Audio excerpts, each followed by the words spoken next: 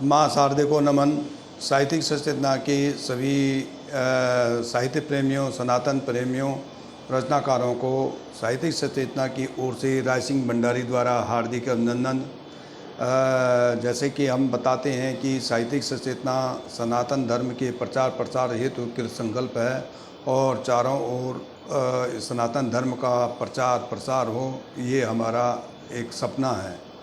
और हम इसके विषय में आपको नई नई विषय प्रतिदिन नए नए विषय पे नई नई जानकारी दे करके इसका प्रचार प्रसार करने में प्रयासरत रहते हैं। तो आज के विषय के अनुरूप मैं प्रस्तुति लेकर उपस्थित हुआ हूँ।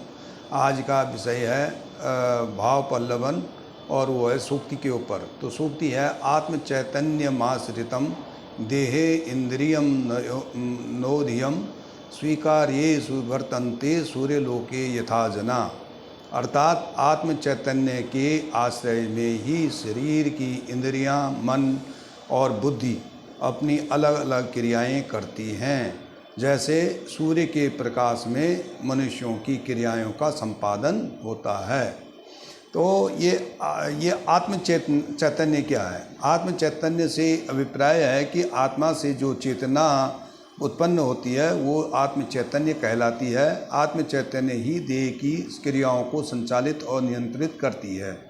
इसका प्रमाण यह है कि जब यह तक आदमी के अंदर आत्मा विद्यमान रहती है और उसकी चेतना स्थिर रहती है और वह तब तक प्राणी जीवित अवस्था में रहता है और कार्यों का निष्पादन करता है। लेकिन आत्मा के निकल जाने से प्राणी चेतना शून्य होकर के मृत्यु को प्राप्त हो जाता है और उसके सारे कार्य समाप्त हो जाते हैं। तो अब सूक्ति के अनुसार आत्म चैतन्य का सूर्य के प्रकाश से समानता। आत्म चैतन्य का ध्येय में उतनी ही महत्वपूर्ण भूमिका होती है जितनी कि सूर्य के प्रकाश में मनुष्यों की क्रियाओं का संपादन होता है। जिस प्रकार से सूर्य के अस्त होने पर रात्रि आने पर मनुष्य अपने थकावट को मिटाने के लिए सोता है और सुप्त अवस्था में चले जाता है, तो उसके जितने भी इंद्रियां हैं सारी कार्य करना फिलहाल उस समय बंद कर देती है। मात्र एक श्वास प्रक्रिया चलती है। बाकी चेतन मन और जितने भी हाथ पाँव जितनी कर्मेंद्रियां हैं वो अपना कार्य करना बंद कर देती हैं। ठीक उसी प्रकार से आत्मा के मनुष्य देह के अंदर जब तक आत्मा है तब तक उसकी कर्मेंद्रियां, ज्ञानेंद्रियां, मन, मानसिक, भावात्मक और बुद्धि जितनी भी ये सारी सक्रिय रहती हैं। लेकिन आत्मा के निकल जाने के बाद वो सारी क्रियाएं, शारीरिक, मानसिक, भावात्मक जितनी भी क्रियाएं हैं वो सारी बंद हो जाती हैं।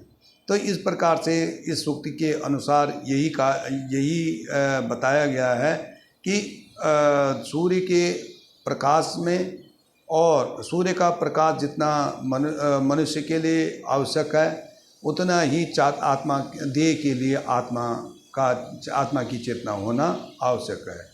क्योंकि आत्मा की चेतना में रहने पर मन चतुष्ट है, भाव चतुष्ट है और तन चतुष्ट है। सारे आयाम जो हैं क्रियाशील रहते हैं और क्रिया करते रहते हैं। लेकिन उनके आत्मा के न रहने पर ये सब निष्क्रिय हो जाते हैं। तो आत्मा का चंचलता से एकाग्रता में बदलना।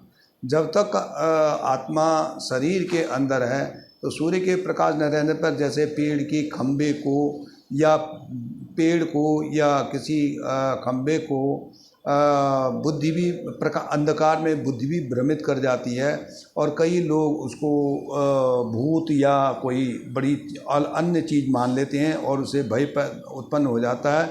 वैसे ही आत्मा के चेतना न रहने पर आत्मा के अज्ञान मतलब ज्ञान के अंदर आत्मा को ज्ञान न होने के कारण जो ये वास्तविक जो ब्रह्म है उसके बारे में देह को पता नहीं चलती है और जो काल्पनिक ये प्रकृति जो नश्वर है उसी को मनुष्य जो है उसको वास्तविक मान लेता है। तो चैतन्य में आत्म चैतन्य में शारीरिक क्रिया हैं। आत्म चैतन्य में जितने भी उसकी मनुष्य की कर्मेंद्रियां हैं, जितना भी उसके द्वेष हैं, जितने विकार हैं, जितने भी उसकी जो तन्मात्राएँ हैं, वो सारी सक्रिय रहती हैं। और आत्म चैतन्य से 5 ज्ञानेंद्रियाँ, कान से शब्द, चर्म से स्पर्श, नाक से गंध, जीवा से रस, नेत्र से रूप का कार्य इसी आत्म चैतन्य से निष्पादन होता है। तो जिसकी चेतना लुप्त हो जाती है वो किसी दूसरे या उसके वो निष्क्रिय हो जाता है। इसी प्रकार से 5 कर्मेंद्रियाँ, मुँह से खाना, हाथों से काम करना, उदर से पचाना, पाँवों से चलना आदि आत्म चैतन्य से नियंत्रित होता है। आत्म चैतन्य की मानसिक क्रियाएँ, कुछ क्रियाएँ जैसे पढ़ना, लिखना, भजन कीर्तन करना, ध्यान लगाना, सुनना, और बहुत सारी ऐसी क्रियाएँ हैं जिसमें मन, बुद्धि, चित्त, अहंकार जो है मनुष्य के कार्य करते हैं। उसी के अनुसार वह सही गलत, पाप पुण्य और अच्छा बुरा, सत्य असत्य, लाभ हानि सब मूल्यांकन करता है। यह मात्र आत्म चैतन्य से ही संभव है। और भावनात्मक क्रियाएँ हैं, कुछ क्रियाएँ हृदय से होती हैं, जैसे ममता है, संवेदना है, भक्ति है, और प्रेम है, चतुरता है, वीरता है, विश्वास है, वृत्ति है। ये सारी की सारी आत्म चैतन्य से ही निर्भर करती हैं।